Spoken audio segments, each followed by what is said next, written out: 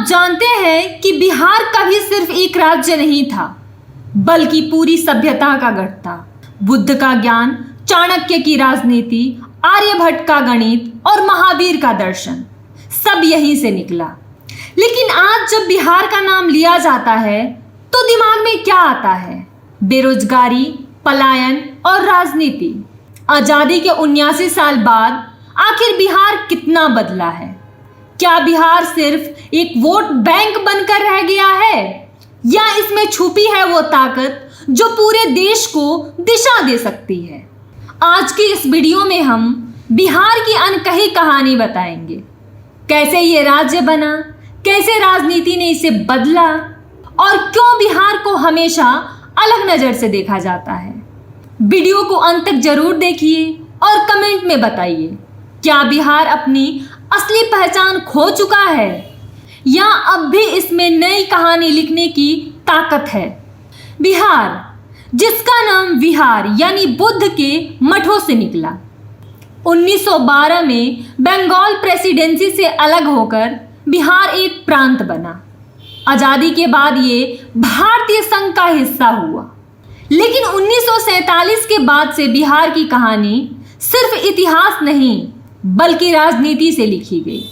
आजादी के तुरंत बाद कांग्रेस का दबदबा था, लेकिन 70 के दशक में जयप्रकाश नारायण का आंदोलन हुआ और बिहार देश की राजनीति का पावर सेंटर बन गया।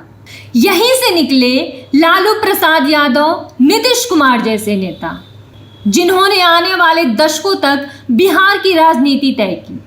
दोस्तों, बिहार को देखने का नजरिया पूरे देश में अलग है। कहीं लोग इसे आईएएस और टॉपर बनाने वाली फैक्ट्री कहते हैं, तो कहीं जंगल राज का प्रतीक। 1990 के दशक में लालू यादव का राज, लोगों ने इसे सामाजिक न्याय कहा तो विरोधियों ने जंगल राज। 2005 के बाद नीतीश कुमार आए, सड़कें बनी, स्कूल सुधरे, लेकिन बेरोजगारी और पलायन आज भी वही है। यानी बिहार की छवि हमेशा दो हिस्सों में बटी रही, संघर्ष और उम्मीद। बिहार की सबसे बड़ी कहानी है पलायन। आज भी हर साल लाखों लोग रोजगार की तलाश में दिल्ली, मुंबई, पंजाब और गुजरात जाते हैं।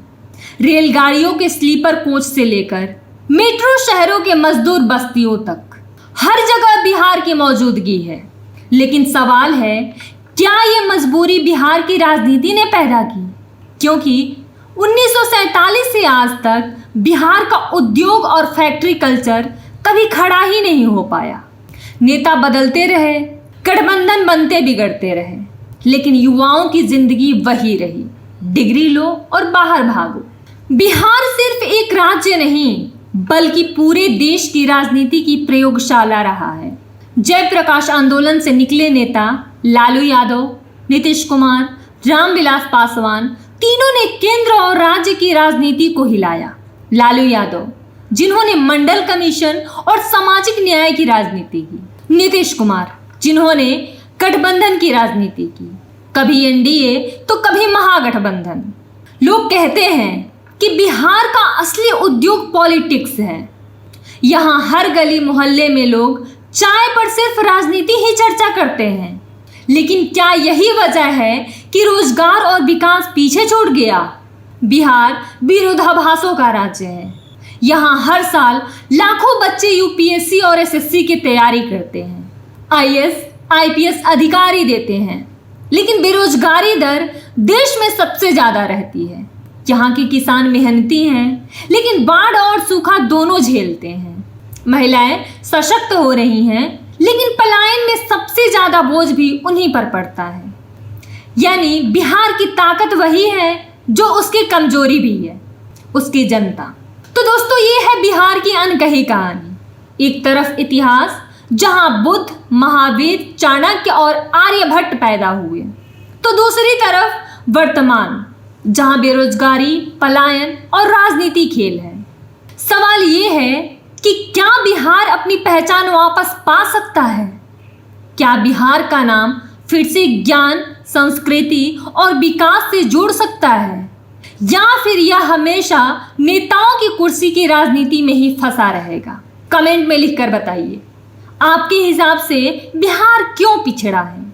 नेताओं की वजह से या व्यवस्थाओं की वजह से?